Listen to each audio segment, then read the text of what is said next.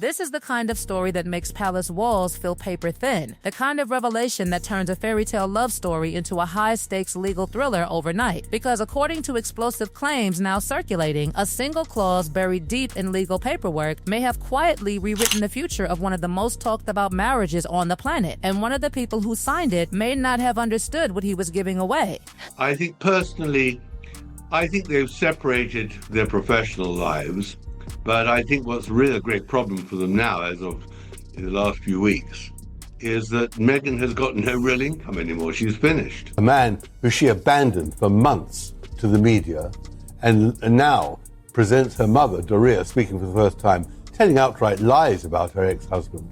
I mean, this was a calculated attempt against the family. Tom Bower, the legendary royal author, is sharpening his quill for a new edition of his book set to reveal huge secrets inside Prince Harry and Meghan Markle's marriage. You know, Piers, you're the first person to say how limited Prince Harry is, unfortunately, and how his wife trades off her husband's fame and fortune, or not so great fortune now.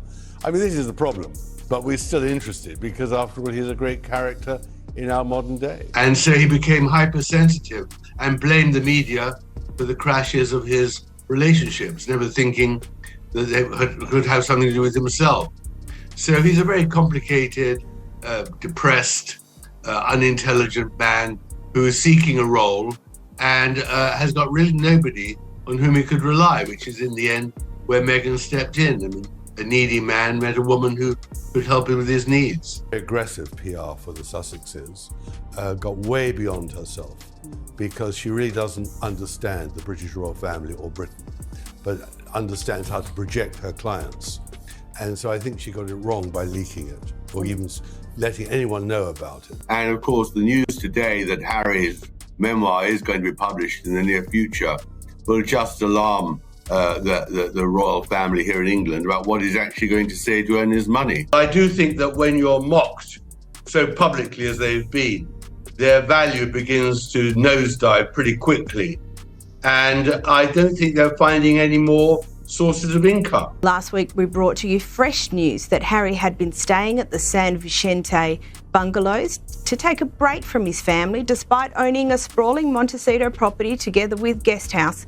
And this week, those rumours are intensifying. The allegation comes from royal biographer Tom Bower, a man known for digging where others are told not to. And what he's suggesting isn't just marital tension or celebrity drama, it's strategy, paperwork, and a signature that may carry consequences worth millions. He claims there's a specific clause reportedly tucked into the fine print of a prenuptial amendment that could shift control of shared business empires, media deals, and brand power in ways that would leave one side holding far more than the other if the marriage ever came undone. And suddenly, details that once looked random start lining up like dominoes. Why was a major PR firm, famous for handling high-profile separations, quietly brought back into the picture? Why were certain business ventures restructured under a single name? Why did financial and branding decisions start looking less joint couple and more independent operator? Bower's narrative suggests none of it is coincidence. It's preparation. But before we even get to the clause itself, you have to understand why his claims are getting this much attention. Bower isn't known for whispering speculation into the wind. He built a career on legal-style investigations, the kind that involve documents, interviews, and people who once signed non-disclosure agreements but are now willing to talk carefully. Meghan herself. And Meghan herself. In the months before she met Harry, was setting up paparazzi pictures in London. She now acts as if the paparazzi are literally the devil incarnate. She begged the paparazzi to photograph her and they wouldn't. And when they did, she says, "Oh, I don't want to, I'm hurt."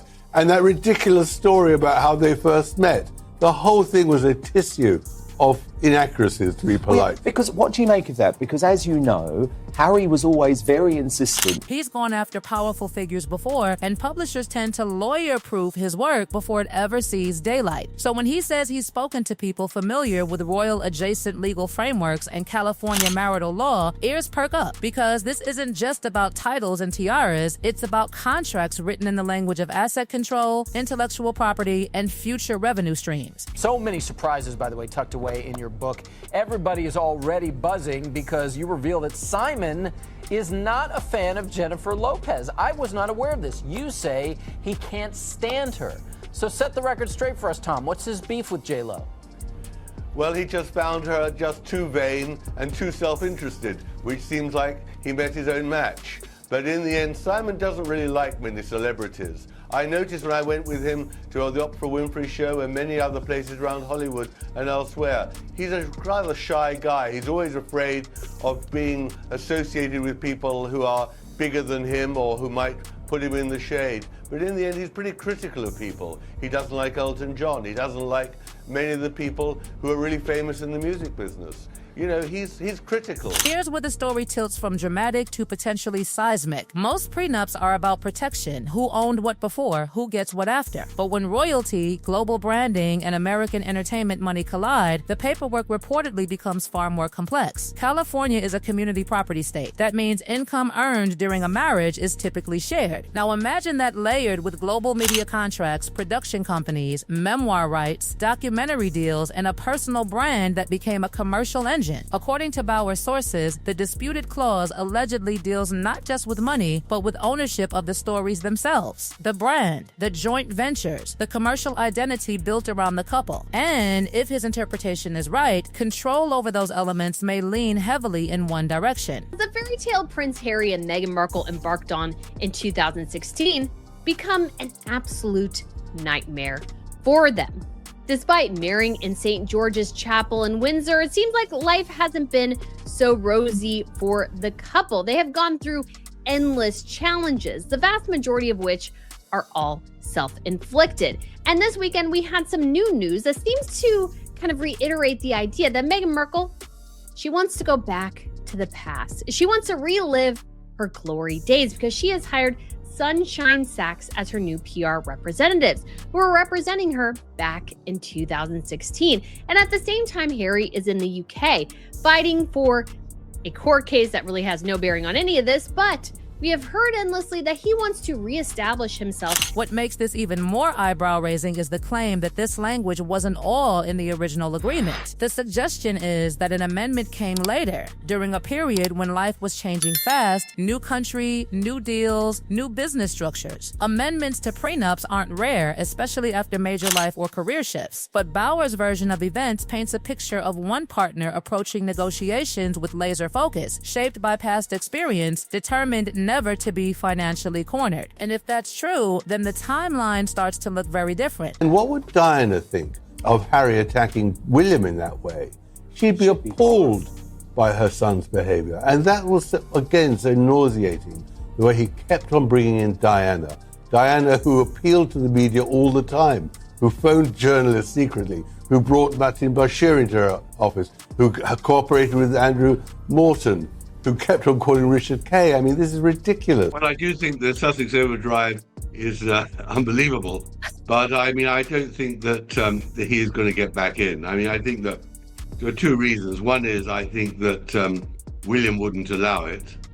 And secondly, the moment he got back to America, he immediately promoted Disney and his trip to Disney World, which showed that he is very commercially minded, which we'll get into later on, which makes it impossible for him. And of course, Meghan wouldn't come back to Britain. Deals were signed, companies were formed, foundations were registered. But reportedly, some newer ventures began appearing under a single name rather than as shared enterprises. Trademarks filed solo, projects developed independently, public appearances that seemed increasingly separate unless tied to contractual obligations. To casual observers, it looked like personal branding. To Bauer's sources, it allegedly looked like financial insulation. He also points to the re-engagement of a powerhouse PR firm known for guiding celebrities through image transitions during marital breakdowns. In Hollywood, bringing in that kind of team months in advance isn't unusual if you're planning a major personal announcement. Of course, hiring a firm doesn't prove intent. Celebrities shift representation all the time. But inside this narrative, it becomes another puzzle piece. Then there's the money story. Not the headline numbers splashed across tabloids, but how entertainment deals actually pay out. Big contracts often promise maximum figures that depend on delivering years of content. If projects stall or are canceled, payouts shrink. Bauer sources claim that as some ventures underperformed, financial restructuring accelerated, assets protected,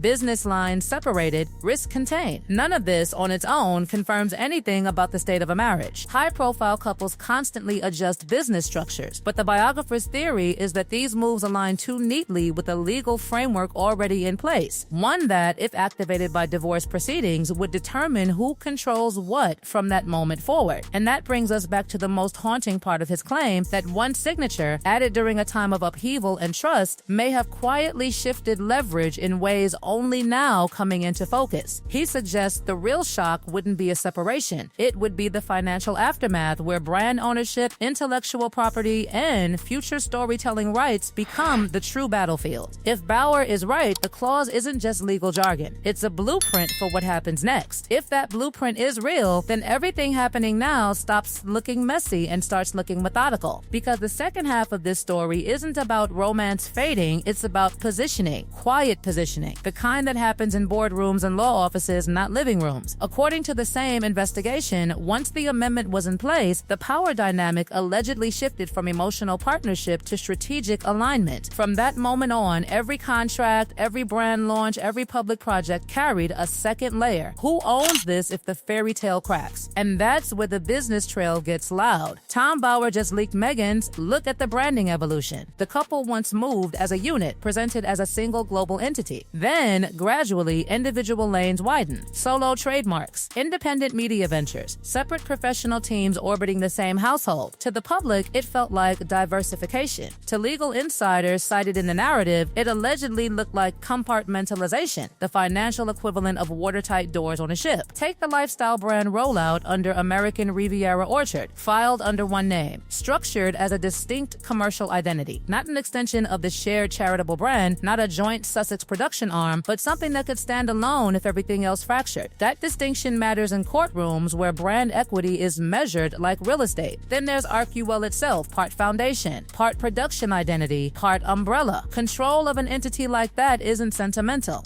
It determines who steers future documentaries, book tie-ins, speaking deals, licensing. If one party is listed more prominently in filings or positioned as the operational lead, that can ripple outward into negotiations about ownership and decision-making if separation occurs. And hovering behind all of it is California law, not palace protocol, not royal tradition, but the statutes of California where residency shapes outcomes. Family courts there don't weigh crowns, they weigh caregiving patterns, business documentation, financial trails, stability for children, continuity of residence, who has been the day-to-day parent while the other traveled, litigated, or toured. Those details, mundane on the surface, can tilt custody discussions in ways the public rarely anticipates. The property question is just as loaded. The Montecito estate isn't only a home, it's a major asset tied to jurisdiction, lifestyle continuity, and leverage in negotiations. If it's sold, proceeds get divided.